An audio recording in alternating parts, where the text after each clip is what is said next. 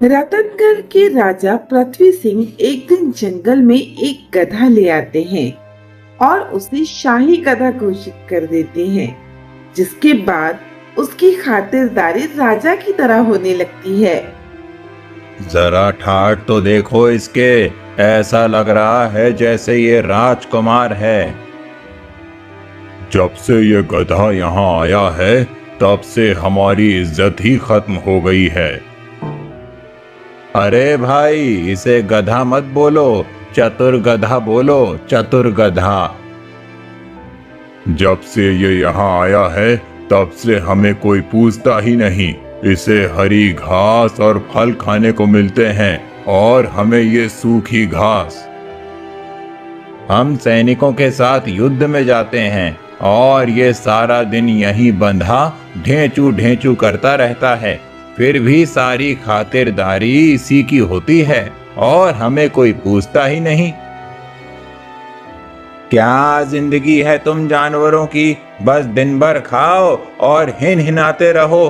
पूछ हिला के एक मैं हूं जो दिन भर काम काम काम, जीना हराम।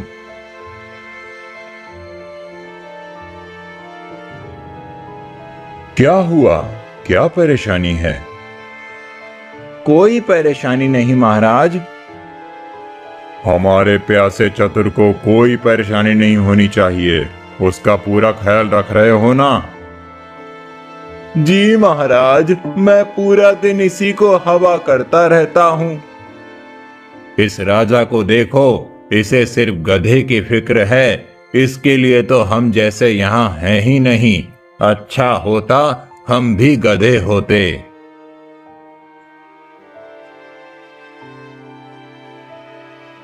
ये सब मेरी किस्मत का कमाल है।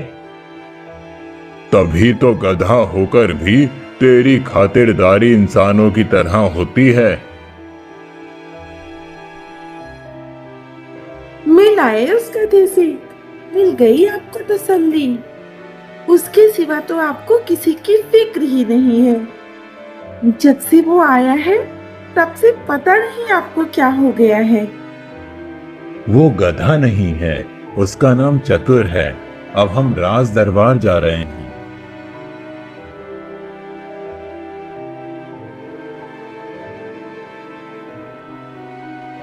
महाराज, बाला की दुकान पर चोरी हुई है और उसे इन दोनों पर शक है।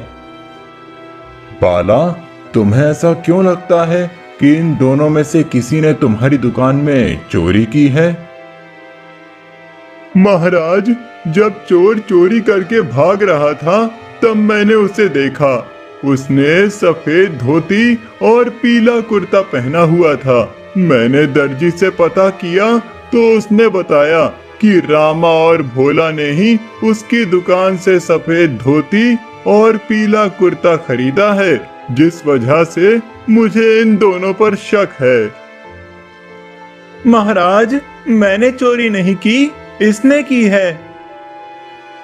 महाराज, मैंने चोरी नहीं की, इसने की है। महाराज, मेरी दुकान में चोरी इन दोनों में से किसी एक ने ही की है। मैं न्याय की उम्मीद लेकर आपके पास आया हूँ, मुझे न्याय दिलाइए। महाराज, मैं कहता हूँ इन दोनों को सजा दी जाए। हम किसी बेगुनाह को सजा नहीं दे सकते। चोर कौन है उसका पता हमें लग जाएगा। सैनिक, चतुर को दरबार में लेकर आओ। चतुर को इन दोनों के पास ले आओ। वो जिसके सबसे ज्यादा पास रुकेगा, चोर वही है। देखा महाराज, गधा भोला के बहुत करीब है। इसका मतलब चोरी इसी ने की है। मैं निर्दोष हूँ। नहीं महाराज, मैंने चोरी नहीं की, मैं बिल्कुल निर्दोष हूँ। सैनिकों, रामा को कैद खाने में बंद कर दो। यही चोर है, इसी ने चोरी की है। लेकिन महाराज, चतुर तो भोला के पास रुका था, तो फिर आपने दोषी रामा को कैसे ठहराया? ये बात मेरी समझ में नहीं आई। ये मेरे और चतुर के बीच की बात है मंत्री जी, तुम्हारी समझ में नहीं आएगी। राजा का गधा बहुत होशियार है, उसने मुझे बचा लिया। मुझे माफ करना भाई, मैंने तुम पर शक किया।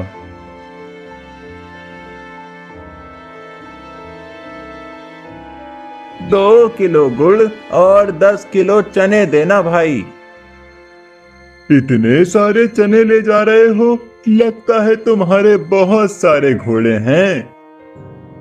नहीं नहीं भाई, मुझ गरीब के पास घोड़े कहाँ से आएंगे? मैं तो राजा का नौकर हूँ। ये गुड़ और चने राजा के चतुर गधे के लिए ले जा रहा हूँ।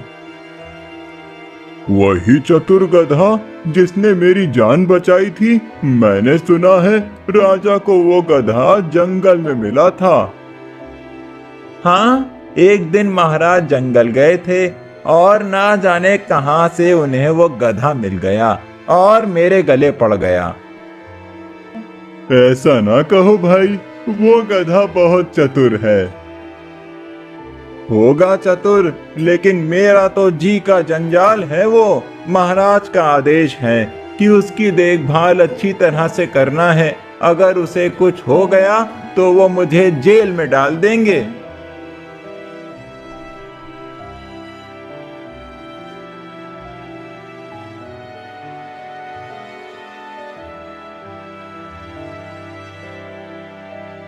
महाराज, पड़ोसी राज्य के राजा रतन सिंह आपसे मिलने आए हैं। ठीक है, उनका अच्छे से आदर सत्कार करना। हम अभी आते हैं।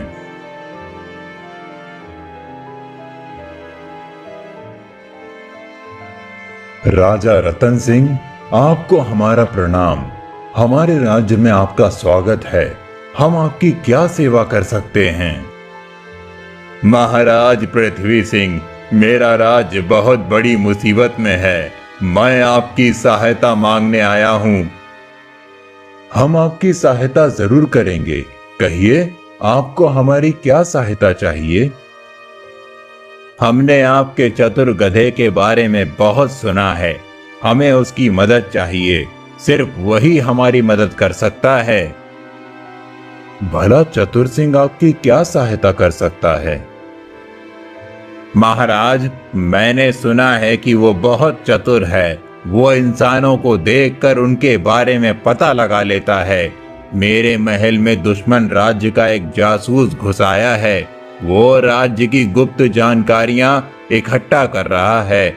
मैं उसका पता नहीं लगा पा रहा हूँ कि वो कौन है।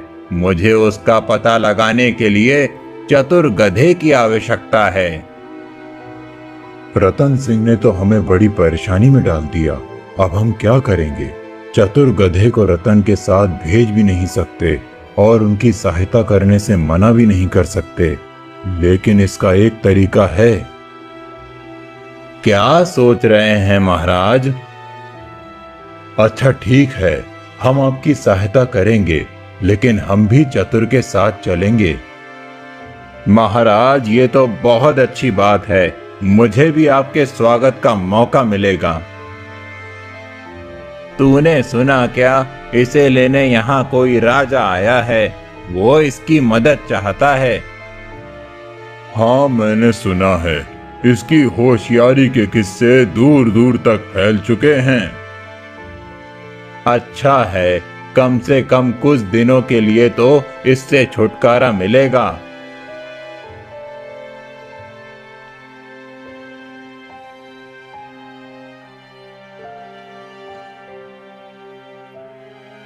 मुझे कहाँ ले जा रहा है?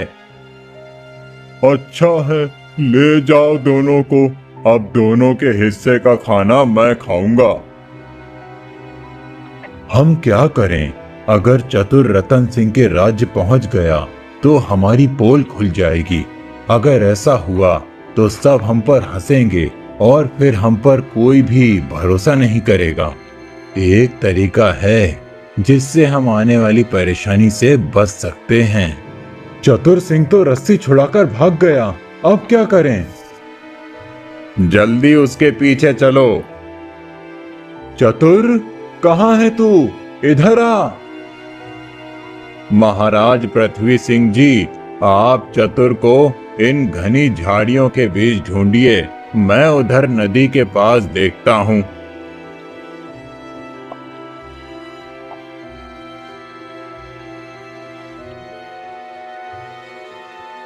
अच्छा है, अब तू कुछ दिन यहीं रहे, इसी में तेरी और हमारी भलाई है। आपको चतुर सिंह मिला क्या महाराज? चतुर अगर घने जंगल में चला गया है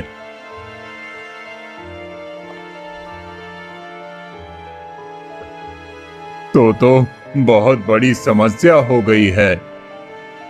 अब हम उसे कैसे ढूंढेंगे?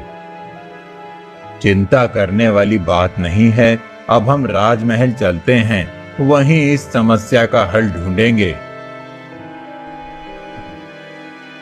महाराज पृथ्वी सिंह, मुझे तो कुछ समझ में नहीं आ रहा कि चतुर सिंह को कैसे ढूंढा जाए। अगर उस जासूस को पता चल गया कि हम चतुर सिंह को यहाँ क्यों लाए हैं तो वो सतर्क हो जाएगा। बात तो बिल्कुल सही है, लेकिन इस समस्या का हल तो ढूंढना ही होगा। मेरे दिमाग में एक तरकीब आई है। वो क्या है? सैनिकों, इधर आओ।